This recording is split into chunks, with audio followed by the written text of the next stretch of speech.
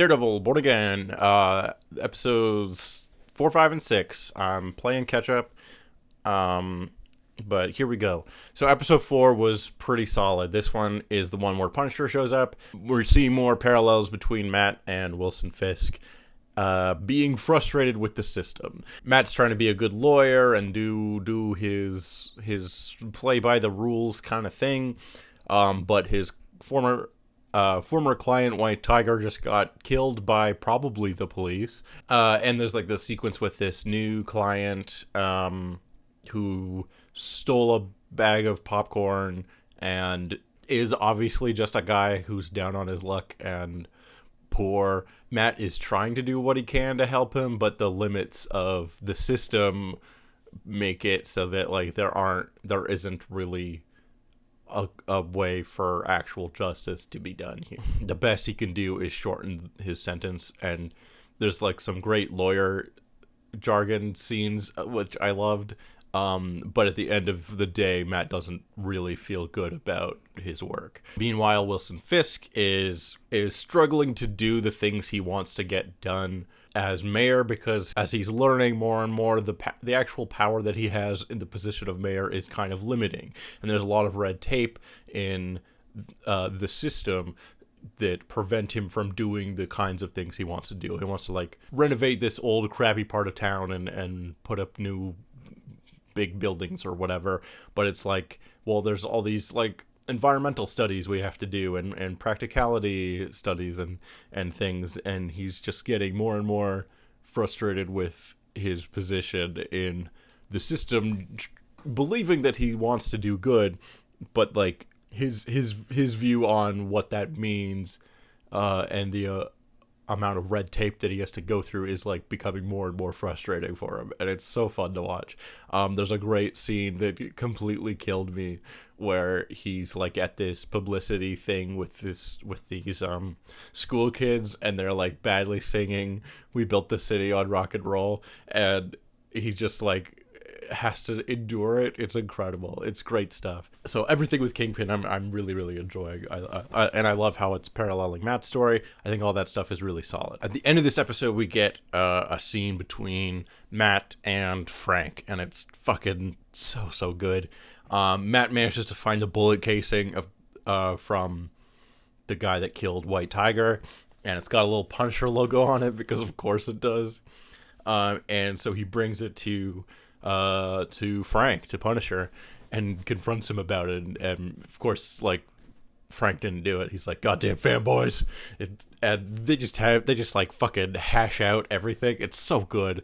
Like, just that's what it's like. This is the shit. This is all you needed, is just get these two in a room and interacting, and it's fucking incredible stuff. The performances are both so good, and we finally like get into the meat of like some of what Matt's going through here. Frank brings up like, what happened to your friend again? Didn't he get killed? And what happened to the guy that killed him again? He's still alive? That seems fair. Oh, these two are just like so brilliant and like such a joy to watch. There's a point where Matt gets so pissed off that he like punches Frank, and then he's like, I'm sorry, I didn't mean to do that. And then Frank's like, no, don't apologize. That's the first honest thing you've done this whole conversation. It's so good. And like just these two, just getting to see them like work again. And yeah, it's just this brilliant fucking scene where they're just chewing the scenery, and I love it so much. It's great. It's really excellent. And I have a feeling this might be the only scene with Punisher in this season. I could be wrong, but there could be more later on. I don't know. And I know there like are plans to do more with Punisher going forward or whatever. They're already filming season 2 of this, apparently. There were like set photos, which is like, okay. I still don't even know if I like this whole season as a whole yet, because I don't know where it's going. But overall, solid episode. Episode 5 was a filler episode where Matt is at the bank, and it turns out to be a bank that's getting robbed, and he has to stop the robbery while just as Matt Murdock. He's still not being Daredevil yet, and also he's like in the middle of a hostage bank heist thing. So he can't. So even if he wanted to, he couldn't like change into Daredevil quickly.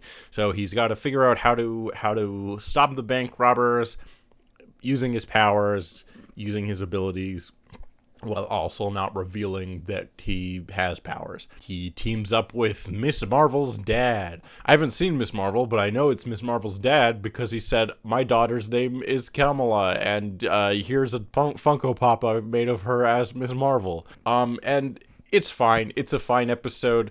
I think conceptually I like it more than I did in practice, mostly just because it's like, I think the pacing in the season overall is like kind of weird because this is episode 5 of I think 9 total from what I understand, and he still hasn't like suited up as Daredevil yet, and we're spending a whole episode doing this like filler arc with a supporting Miss Marvel character that I don't really care about that much. It's also doing a St. Patrick's Day Die Hard thing where it's like, oh, it's these Irish mobsters and they rob a bank during St. Patrick's Day, and it's an idea that the episode thinks is much more clever than it actually is. It's fine, but it's been my least favorite episode so far.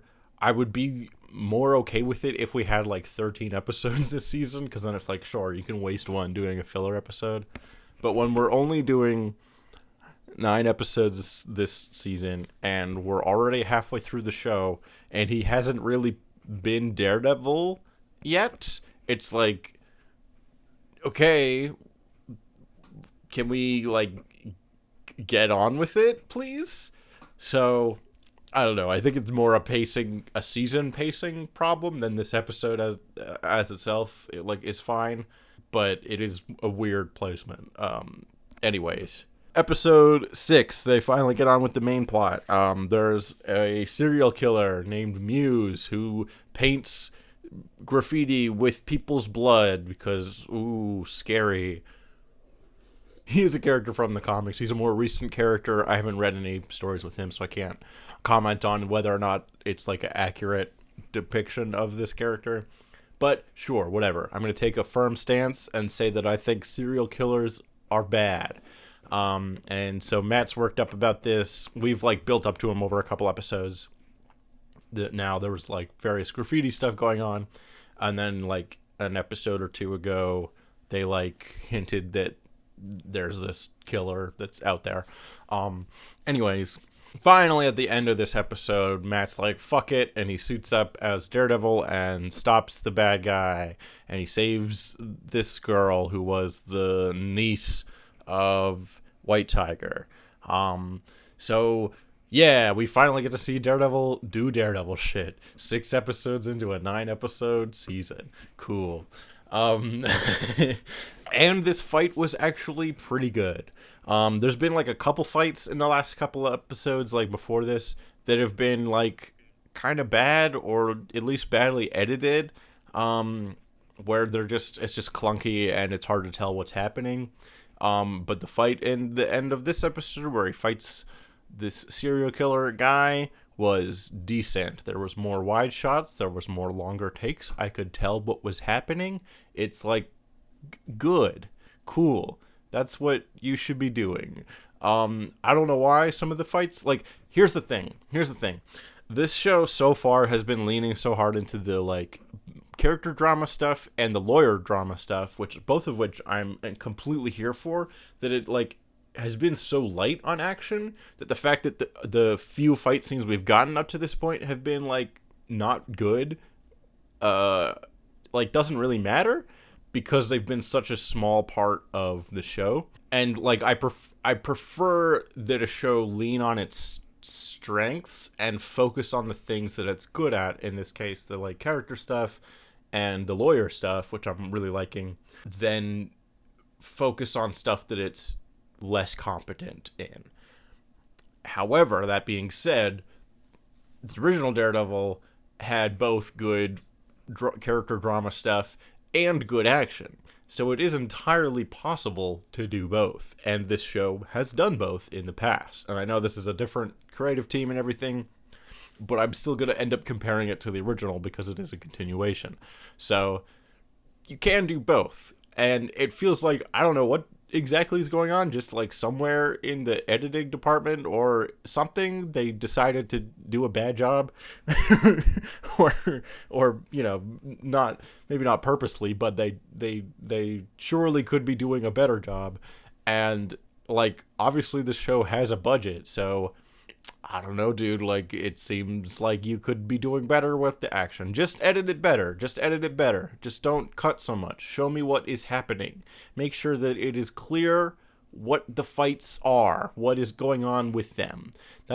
I care more about that than how violent it is. And that's really more of a nitpick because, again, it has been such a small part of the show so far. But it's like something that it's like, you just...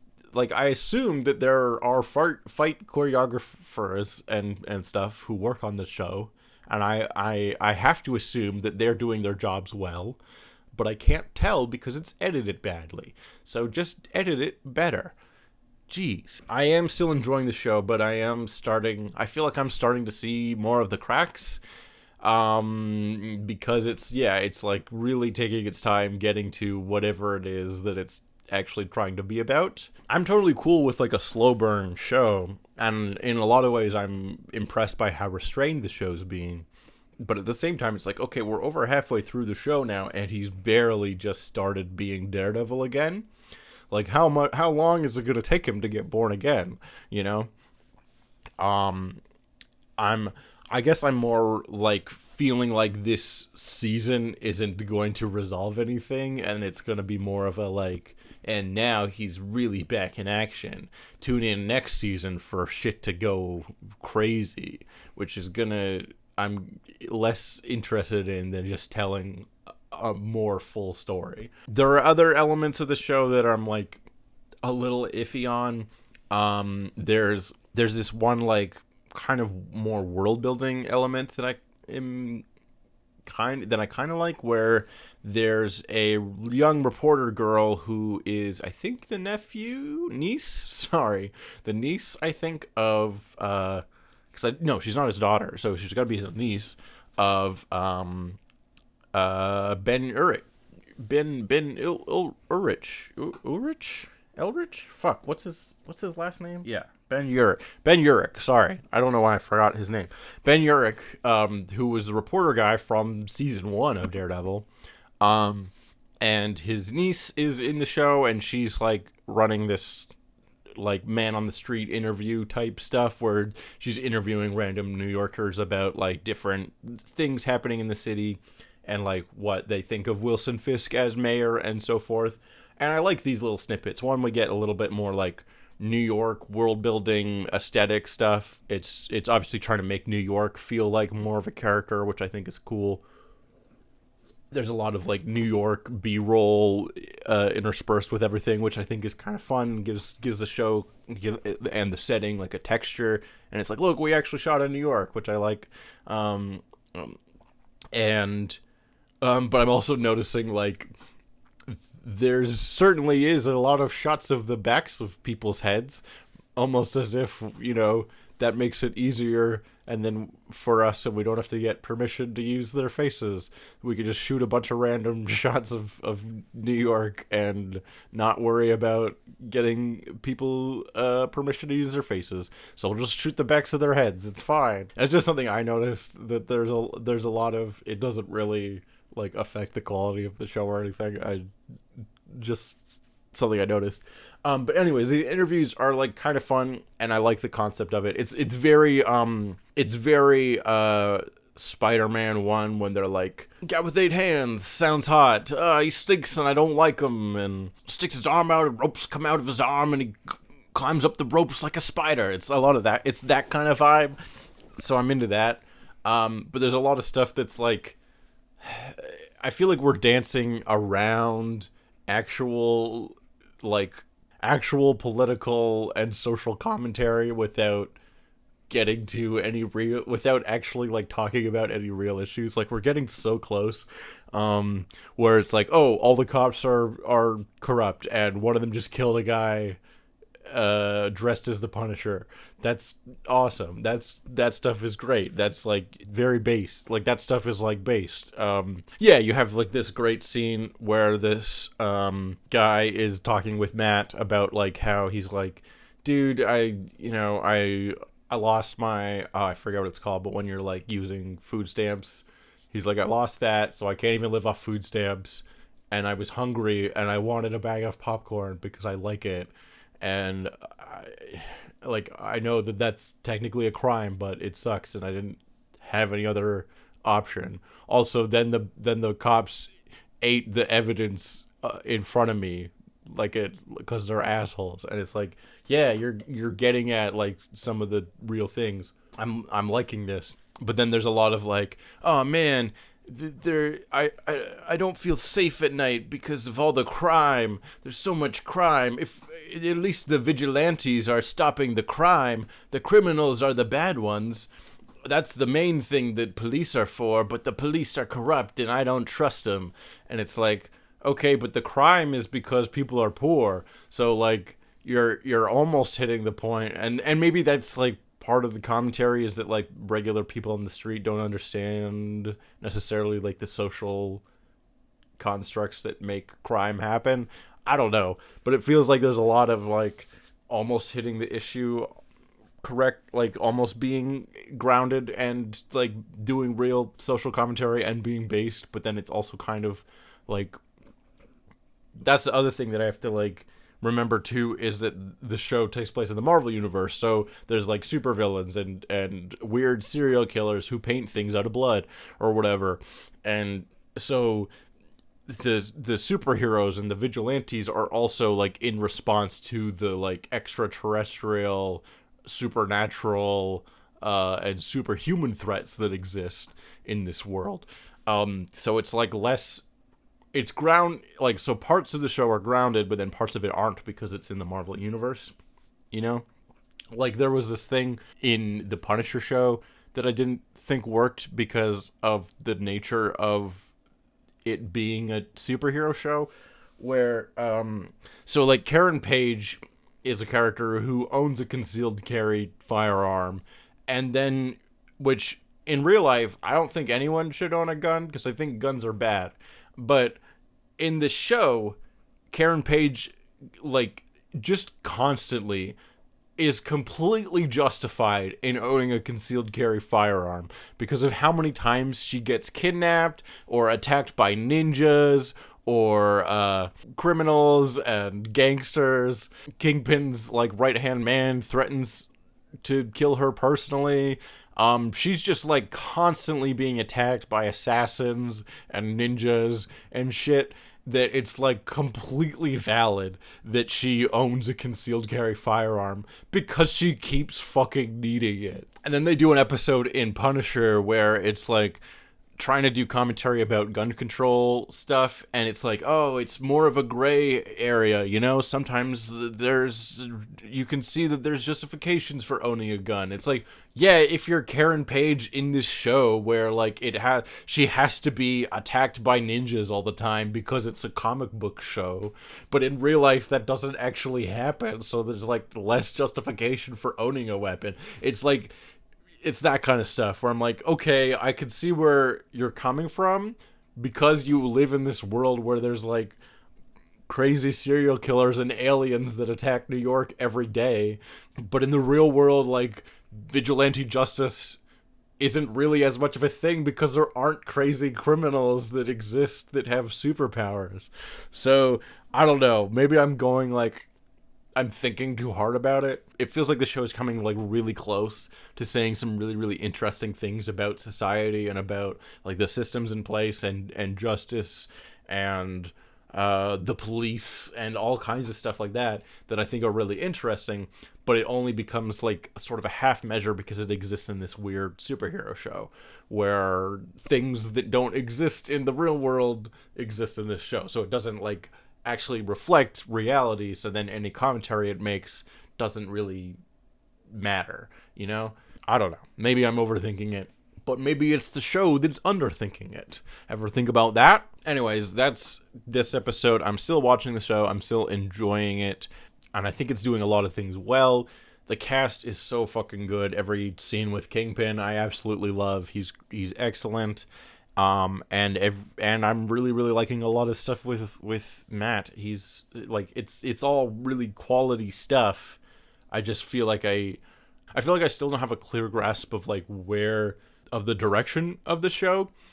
And that's more troubling because there's only 3 episodes left, and I'm like, okay, well, then a lot has to happen in these next 3 episodes because it's been such a slow burn up to this point. And yeah, also, weird side note, not a lot of Catholic stuff in this show called Daredevil Born Again, which is fine. There are obviously other aspects to Daredevil, like the lawyer stuff that they're spending a lot of time on. But pretty light on the Catholic things for a show with Born Again in the title. It's fine. I knew we weren't going to do the Born Again story directly because they did that already in an earlier season of Daredevil.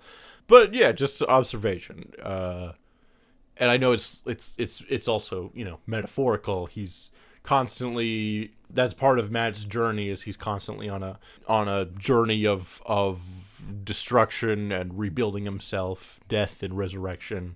He stops being Daredevil for a bit, but then he can't fully quit, and he comes back to the thing he was doing before. There was even a line in the last episode where he's praying, and the girl he's seeing is like, "Oh, you still pray?" He's like, "Yeah, some for whatever reason I always end up coming back to it."